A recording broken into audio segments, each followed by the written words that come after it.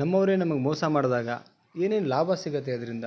ನಾವು ಯಾರನ್ನ ನಮ್ಮವರು ಅಂತ ತುಂಬ ಹಚ್ಕೊಂಡಿರ್ತೀವಲ್ಲ, ಸೊ ಆ ವ್ಯಕ್ತಿಗಳು ನಮಗೆ ಮೋಸ ಮಾಡಿಬಿಡ್ತಾರೆ. ಸೊ ಮೋಸ ಮಾಡಿದ್ಮೇಲೆ ಅಲ್ಲಿಂದ ಏನೇನು ನಮಗೆ ಲಾಭ ಸಿಗುತ್ತೆ ಗೊತ್ತಾ? ಎಷ್ಟೋ ಜನಗಳಿಗೆ ಲಾಭದ ಬಗ್ಗೆ ಗೊತ್ತಿರಲ್ಲ, ಬಟ್ ಮೋಸ ಮಾಡಿಬಿಟ್ರು ಅನ್ನೋ ಕೊರಗಲ್ಲೇ ಕೂತಿರ್ತಾರೆ. ನಾನು ಲಾಭ ಏನು ಸಿಗುತ್ತೆ ಅಂತ ಹೇಳ್ತಾ ಹೋಗ್ತೀನಿ. ವಿಡಿಯೋನ ಕೊನೆ ತನಕ ನೋಡಿ. ಆ್ಯಂಡ್ ಇದರಲ್ಲಿ ಈ ವಿಡಿಯೋ ಒಳಗಡೆ ಯಾವ ಪಾರ್ಟ್ ಇಷ್ಟ ಆಯಿತು, ಲೈಕ್ ಯಾವ ಒಂದು ವಿಚಾರ ಇಷ್ಟ ಆಯಿತು ಕಮೆಂಟ್ ಮಾಡಿ ತಿಳಿಸಿ. ವಿಡಿಯೋಗೆ ಲೈಕ್ ಮಾಡಿ ಆ್ಯಂಡ್ ಚಾನಲ್ಗೆ ಹೊಸಬ್ರಾಗಿದ್ದರೆ ಸಬ್ಸ್ಕ್ರೈಬ್ ಮಾಡಿ. ಫಸ್ಟ್ ಪಾಯಿಂಟ್ ಏನಂತ ಹೇಳಿದ್ರೆ, ನಿಜವಾದ ನಮ್ಮವರು ಯಾರು ಅನ್ನೋದು ಗೊತ್ತಾಗೋದೇ ಅಲ್ಲಿ. ನೋಡಿ, ನಾವು ತುಂಬ ನಮ್ಮವರು ಅಂತ ಅಂದ್ಕೊಂಡಿರ್ತೀವಿ, ಅಂದರೆ ಕೊನೆ ತನಕ ಟ್ರಾವೆಲಿಂಗ್ ಮಾಡ್ತಾರೆ, ನಮ್ಮ ಜೊತೆಗೆ ಇರ್ತಾರೆ ಅಂತ ಅಂದ್ಕೊಂಡಿರ್ತೀವಿ.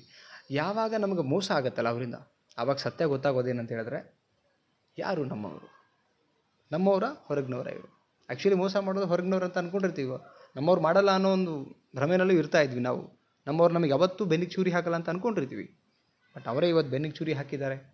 ಆವಾಗ ಗೊತ್ತಾಗತ್ತೆ ನಮಗೆ ನಮ್ಮವ್ರು ಯಾರು ಟಿಕ್ ಮಾಡ್ಕೊಳ್ಳೋವಂಥ ಸಮಯ ಇದು. ನಮ್ಮವ್ರು ಯಾರು ಅನ್ನೋದನ್ನು ಟಿಕ್ ಮಾಡ್ಕೊಳ್ಳೋ ಸಮಯ ಬೆನ್ನಿಗೆ ಚೂರಿ ಹಾಕಿದಾಗ. ಫಸ್ಟ್ ಪಾಯಿಂಟ್ ಇದು.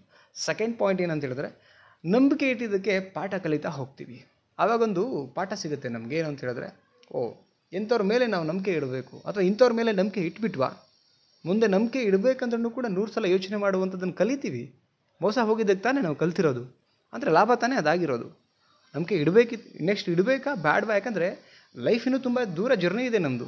ಈ ಮಟ್ಟದಲ್ಲೇ ಕಲಿಸ್ಬಿಟ್ಟಿದ್ದಾರೆ ಇಂಥವರೆಲ್ಲ ಬಂದು ಅಂದಮೇಲೆ. ಸೊ ನೆಕ್ಸ್ಟು ನಾವು ನಂಬಿಕೆ ಇಡಬೇಕಾ ಬೇಡವಾ, ಇದೆಲ್ಲನೂ ಕೂಡ ಅಲ್ಲಿಂದ ಕಲಿತೀವಿ ನಾವು. ಜನಗಳು ಹೇಗಿದ್ದಾರೆ ಅದನ್ನು ಕಲಿತೀವಿ ನಾವು.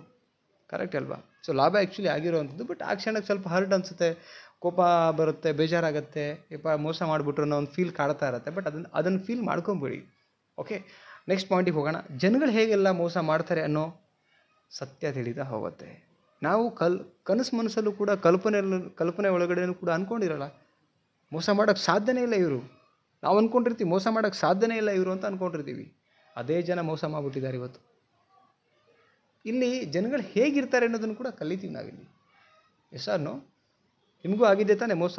ಇವತ್ತು ಪ್ರೀತಿ ಅಂತ ಅಲ್ಲ, ಎಲ್ಲ ದುಡ್ಡಿನ ವಿಚಾರದಲ್ಲಿ, ಸಂಬಂಧಿಕರ ವಿಚಾರದಲ್ಲಿ, ಫ್ರೆಂಡ್ಶಿಪ್ ವಿಚಾರದಲ್ಲಿ, ಇನ್ನು ಕೊಡೋ ತಗೊಳ್ಳೋ ವಿಚಾರದಲ್ಲಿ ಮೋಸ ಅಂತೂ ಆಗಿರುತ್ತೆ. ಇವೆಲ್ಲನೂ ಕಲಿಯೋದು ಯಾವಾಗ ಗೊತ್ತಾ? ನಾವು ಮೋಸ ಹೋದ್ಮೇಲೆ.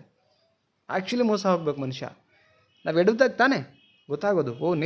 ನೆಕ್ಸ್ಟು ನೆಟ್ಟಿಗೆ ನಡಿಬೇಕು ನಾವು, ಇಲ್ಲಾಂದರೆ ಎಡವು ಬಿದ್ದುಬಿಡ್ತೀವಿ ಅನ್ನೋದು ಮೋಸ ಹೋದ್ಮೇಲೆ ತಾನೇ. ಯಾರನ್ನು ನಂಬಬೇಕು, ಯಾರನ್ನು ನಂಬಾರ್ದು, ನಂಬಿಕೆ ಎಲ್ಲಿಡಬೇಕು, ನಂಬಿಕೆ ಎಲ್ಲಿಡಬಾರ್ದು, ಜನ ಹೇಗಿರ್ತಾರೆ, ಇವೆಲ್ಲ ಗೊತ್ತಾಗೋದು ಯಾವಾಗ? ನಮ್ಮವರೇ ನಮಗೆ ಬೆನ್ನಿಗೆ ಚೂರಿ ಹಾಕಿದಾಗ. ಅದಕ್ಕೆ ಏನಾಗಿದೆಯೋ ಕೊರಗ್ತಾ ಕೂತ್ಕೊಳ್ಳೋದು ಬಿಟ್ಟು ಏನು ಲಾಭಗಳು ಸಿಕ್ಕಿದೆಯೋ ಅದ್ರ ಬಗ್ಗೆ ಯೋಚನೆ ಮಾಡಿ. ಇನ್ನು ಸದ್ಯ ಇಲ್ಲಿಗೇ ಅಷ್ಟಾಗೋಯ್ತು, ಇನ್ನು ಹಾಗೆ ಕ್ಯಾರಿ ಆಗ್ತಾ ದೂರ ಹೋಗಿದ್ದಿದ್ರು ಅವರೊಟ್ಟಿಗೆ, ಇನ್ನೇನೋ ಲೈಫ್ ಹಾಳಾಗಿ ಹೋಗಿರೋದಲ್ಲ. ಏನಾಗಿದೆಯೋ ಒಳ್ಳೇದಕ್ಕಾಗಿದೆ, ಏನಾಗಿದೆಯೋ ದೇವ್ರು ಒಳ್ಳೇದು ಮಾಡೋನೆ ಅಂತ ಥಿಂಕ್ ಮಾಡಬೇಕು. ರೈಟ್? ಕೊರಗ್ತಾ ಕೂತ್ಕೊಬಾರ್ದು. ಕೊರಗ್ತಾ ಕೂತ್ಕೊಂಡ್ರೆ ಮನುಷ್ಯ ಬುದ್ಧಿವಂತ ದಡ್ಡ ಆಗಿಬಿಡ್ತಾನೆ. ಸೊ ಆ ಕಾರಣ ಕೇಳ್ತಾ ಇದ್ದೀನಿ. ನಾವು ಬುದ್ಧಿವಂತರು, ಮನುಷ್ಯ ಒಂದು ಪ್ರಾಣಿ, ಬುದ್ಧಿವಂತ ಪ್ರಾಣಿ ಅಂತ ಕರೀತಾರೆ. ಅಂದಮೇಲೆ ಬುದ್ಧಿವಂತರಾಗೋಣ. ಸ್ನೇಹಿತರೆ, ನಿಮಗೆ ಯಾವ ಪಾಯಿಂಟ್ ಇಷ್ಟ ಆಯಿತು ಜಸ್ಟ್ ಕಮೆಂಟ್ ಮಾಡಿ ತಿಳಿಸಿ. ಸಬ್ಸ್ಕ್ರೈಬ್ ಮಾಡ್ಕೊಳ್ಳಿ, ಲೈಕ್ ಮಾಡಿ, ನಿಮ್ಮೆಲ್ಲ ಫ್ರೆಂಡ್ಸಿಗೆ ಶೇರ್ ಮಾಡಿ. ಮತ್ತೊಂದು ಟಾಪಿಕಲ್ಲಿ ಸಿಗ್ತೀನಿ. ನಮಸ್ತೆ.